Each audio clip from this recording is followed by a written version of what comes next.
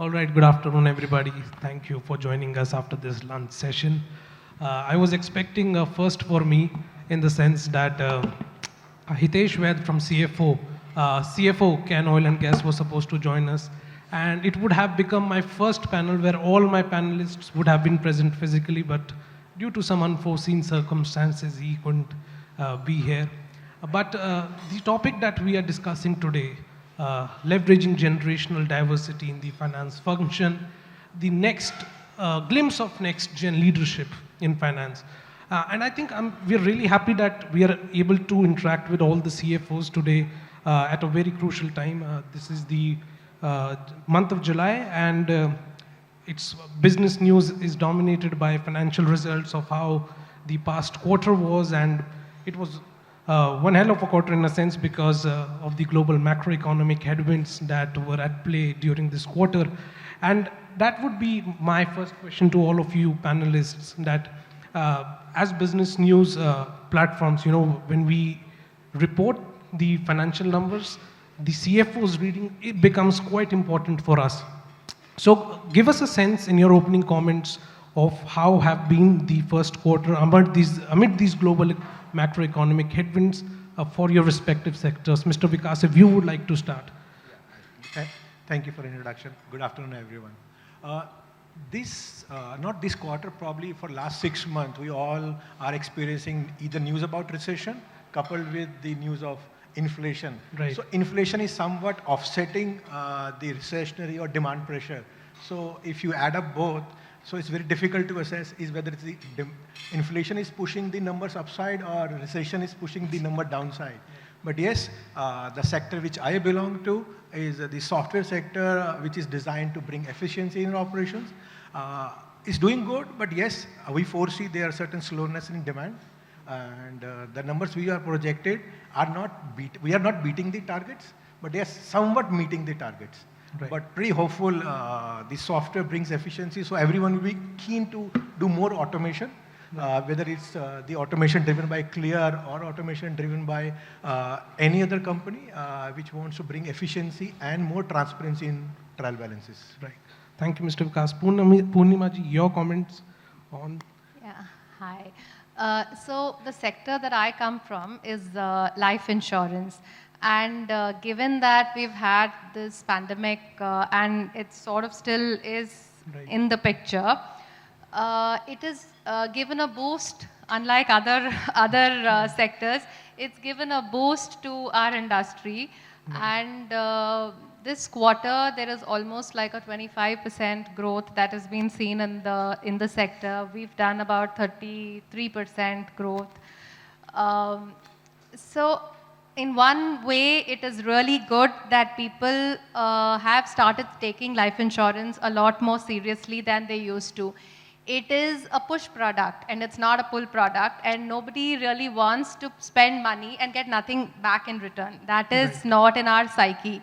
So this is the first time that people have realized the importance of having insurance. And so in the last 6 months of last year and this quarter so far has been really good for the industry. Right. Thank you so much. Kapil ji, you represent the steel industry, and I can assure that the first quarter was really crazy for the sector. In fact, if Hitesh ji would have been with us, even for the oil and gas sector, it was a really tough quarter. But your reading of this first quarter of this fiscal? So I think we had steel commodities, we had phenomenal 2 years post-COVID. Right? COVID was bad for all of us, but at least from a sectoral perspective, business perspective, it was phenomenal. In last 3-4 years, we reduced our net debt from 45,000 to 10,000 crores. So, phenomenal, all because of, significant part of because of cash generation. Last quarter onwards, I think there are a lot of headwinds, especially stimulated with the imposition of export duty on steel because of the fear of inflation, which did affect our margins and all steel players' margins. Going forward, I think for steel, it looks like the bull run of the cycle has gone for now. and it will be a reasonable EBITDA generating business for a few times. But I think important thing is that that the world is looking uncertain for next year to 2 years, Right. right? And if somebody, I think what's important in this period is to sit on cash. If you have liquidity in hand to preserve it, and because I expect that there will be good stress in near future, and one could get good opportunities to acquire in the near future if looking at acquisitions, or at least some cash will be helpful in in passing through the difficult times. Yeah. Right. So the reason why, I asked this question about their reading about the macroeconomic indicators in the first quarter is that when we're talking about generational diversity or grooming the next gen leadership in the finance, it's important to understand that such situations, unprecedented situations, first you may call the first 2 years of the COVID, and then the inflationary environment or recessionary environment, or as we are into, I want to understand from you that what would you describe as some of the skills that are required from finance professionals to be prepared for such unprecedented circumstances? What would be the learnings that you would like to share from these past 2.5 years that would help the young emerging finance professionals? Vikas, if you would like to start. So I represent startup. Startups are not very old in India, but within startup you will find people who have seen the 2008 GFC. So people who have seen the global financial crisis of 2008, they have the learnings how to manage this unprecedented time of last 2 years. So that or either if you don't have the young leader, if you have a young leader but don't have the older ones, or probably who have seen the cycles, so it's better to touch base with those people, because the learning how to handle the stakeholders plus CEO expectation, staff expectation, managing the numbers, is very important. What has gone good for us and during this time is pretty simple. When you see the gender diversity, is probably the generational diversity, I would say. The people who have seen the cycles, they have not only anecdotal things to share, but also have the wisdom which is coming from their failure of that time, which is benefiting us now. For example, in our board, we have people who were deeply hit by the GFC, the global financial 2008, but their mandate on preserving the cash helped us a lot, because the first mandate we got, whether you grow or not, preserve the cash for 2 years, 3 years, or 4 years. Right. Because in startup, you work on two metrics, the growth trajectory and how much cash you have in a bank. That's called runway. So if you manage both, so you are the most likable among the investors, because for long time, your growth is funded by the this nitro capital, which is coming from outside. What is going again good for us? One side you have younger people, and another side you have the people who have seen the cycles, especially in the finance, HR function, legal function. Right. So if they both together, so the energy, the creative thinking, reverse mentoring, the downward mentoring, the blend of the work culture goes very well. Right. Thank you, Vikas ji. Poornima ji, your comments on this? Yeah, so a couple of things. One is, yeah, obviously the different sorts of people that you will see in, and the diversity you will see, it does have an impact, and I'll come to that in a minute. But these times have taught us a lot. In my earlier question, my answer was that yes, we've seen a lot of growth because people have started seeing insurance as a necessity. But there were also a lot of lessons that we learned last year, especially, like he mentioned about the cash. So it was very important, given that, for life insurance, what we really do is pay claims. Right. Our claims had almost, the COVID claims had reached 3.5 times of what they were in any year. And overall claims were almost like 100% of higher than what it was.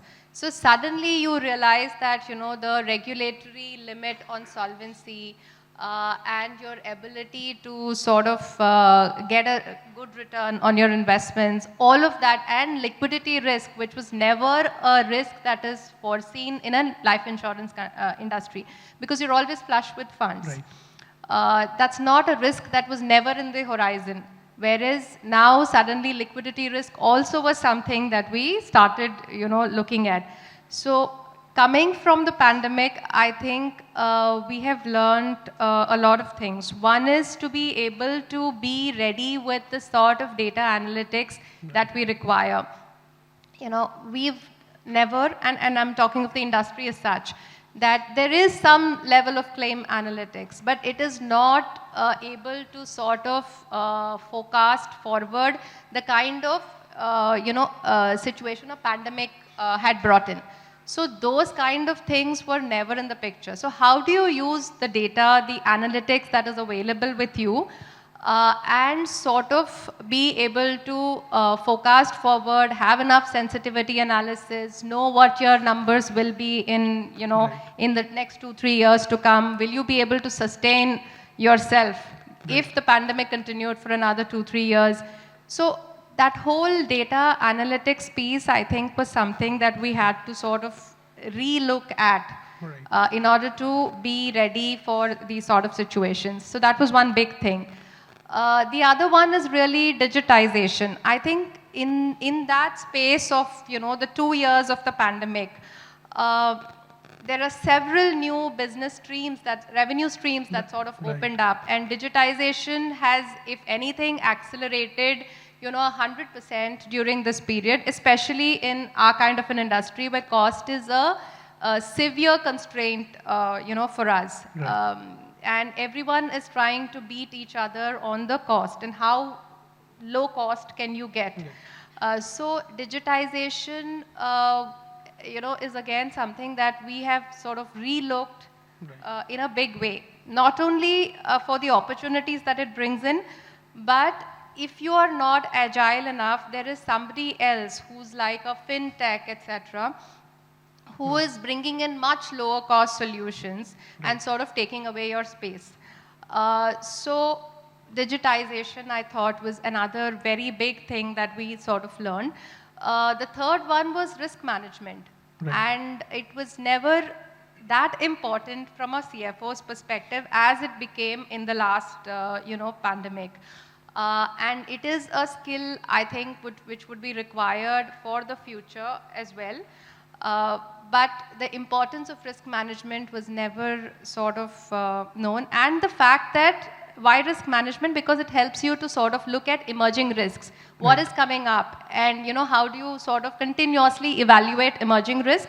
And how do you sort of keep addressing it? I think those were some real things that we learned last year from the pandemic. So data analytics, digitization, and risk management. Kapilji, your comments on this, your experience from this, and advice that how the young finance professionals should be ready for such unforeseen circumstances. What we realized in the last 2-3 years is one world is completely connected now. What happens in Russia and Ukraine can change everybody. Right? One could have imagined only changes gas, oil, but coal, prices of wheat. I mean, anything can happen. A pandemic has made many companies go bankrupt, right? So one, we've connected.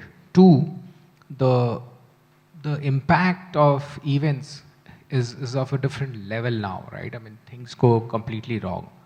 So it brings me also to support Poornima's point as number one, risk has become a very, very important, right? Because, we've seen if you not planned your things well, dollar at 80, right? And if somebody is purely import-based, unhedged, you would have gone in deep trouble. Steel prices increased 40%, right? Crude gone crazy high, coal increased to a level never expected. Power in India was selling at 12 rupees a unit. Right? I mean, and nobody, no finance wizard, no research analysts could have envisaged this 2 years ago, 1 year ago. Right? So, I mean, so a lot has happened. So one, risk mitigation is very important, and I think CFOs or the finance is the best department to sort of handle that. Uh, that also links with the times of uncontrolled growth, debt funded. That's a risky terrain if things go wrong. That's the first one to get hit. The second important is agility and the speed, right? Because the way things change, you have to be very quick in responding to it. So just to give you a personal example from JSPL, just when the COVID hit, most of the plants were shutting down, most of the offices were shutting down, right? I mean, suddenly everything was so gloomy, and we thought the world is going to end. Whereas we did not shut down our plant for a single day. When India was shut, we decided to export because China was open. We exported to China, right? No matter what, and that helped us a lot. Obviously, a couple of months later, everybody started doing it. But that agility of seeing the world and responding to it, and we get such examples time and again. And the last point is, again on the changes, there are so many things. For example, cryptocurrency. It never existed, right? I mean, and we still don't know how, what, but it's there. It's there for sure, right? Blockchain as technology and crypto is a mode of currency. Some governments like it, some don't like it, but that's there and that's going to remain. And those are the things which will change the world, and one has to be aware of it. ESG, for example, right? Earlier, we never were taught to value a company on basis of ESG, all right? I mean, the only methodology they teach in B school is a cash flow based valuation, right? Now, I mean, how do you factor in ESG, environment, social governance, that? And these are fundamental today, right? 4 5 years ago, they were good to talk to in the boardroom at the CEO level, the board level, but now it matters every single day. So those are the important things, and one has to be able to learn quickly, and be ready. Yeah. Thank you so much, all the panelists, for sharing your experiences. But when we talk about generational diversity, very quickly, just tell me that why it becomes important, and what is something that you are observing that the young finance professionals are bringing that probably was not there in yesteryears, or even, if there are some learning experiences from their approach that you would like to share? So why it has become important? For a simple reason, there is the unprecedented change in the techno-social landscape, adoption of technology. We can live with Zoom throughout your life, and the way of putting your complaint is not office board, but Twitter. Right. So the way of putting your grievances or changing your communication is LinkedIn. So the new tools have come up, the new ways of reacting to situation have evolved. You do more business on WhatsApp than your proper formal email. The only tool which I believe is still surviving is the calendar, because there is no substitute for calendar, else everything is replaced by something else. So if those things are happening, the people which we are called baby boomers or Gen X are feeling outpaced by the Gen Y and Gen Z, because they are very fast in adopting this technology. Adding to what he mentioned is the crypto. Crypto probably may not in current shape and form will see the next day, but the distributed ledger technology has many use cases. Because once it's proven, the authentication mechanism will come in place, because you want to authenticate your vendors or customer or your employees. Those technologies, when they come in place, the Gen Y and Gen Z will able to teach to baby boomers and Gen X. On the other side, when there is a immediate pressure on the numbers, the people who have experience and have seen the cycle can give the learnings back to these people. Right. So blend of the workforce in the same group makes the workforce more resilient. Right. The companies which has come out with from the COVID more brilliantly are those companies which have the right blend from the leadership till the last executive. Right. If you don't have that blend, either companies are shutting down or the good people are leaving that organization. Right. So talent retention is also very important when you have the generational diversity. Poornima ji, your comments on this? Yeah. So I would think that whatever we would imagine them to make an impact, they are both becoming a majority part of our customers, and they're becoming a majority part of our entry level sort of people, resources, whatever you call. So they're here, and I think they're very different. They've been born, obviously, at a time when digital has been so prevalent. And I see my son, and I realize that, he's just 16 years old, and he asked me, why can't we do cryptocurrency actually?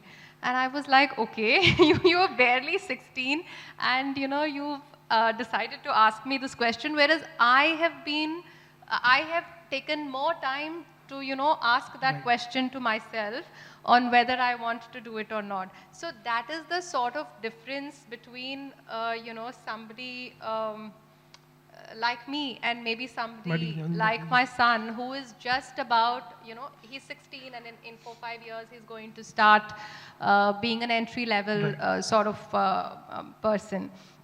So taking a step back to answer your question, I think they are sort of digital natives. Right. They understand, this whole digital space very well. I think they deal with ambiguity a lot better than what some of us sort of do. Their whole philosophy, and again, when I see my children, that's when I learn that the whole online, offline, the friends online, friends offline, it is a continuous sort of a flow.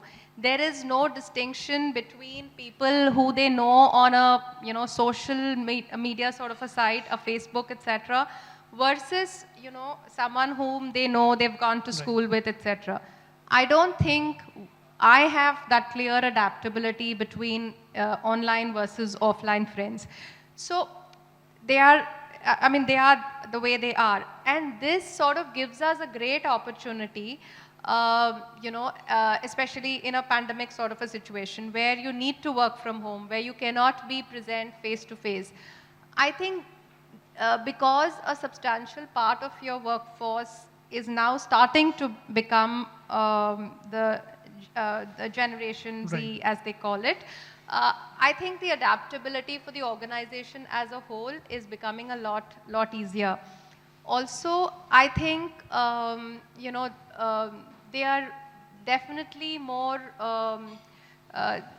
they're not brand conscious, or they are not, I think they're just wanting to figure out what exactly is it in for me.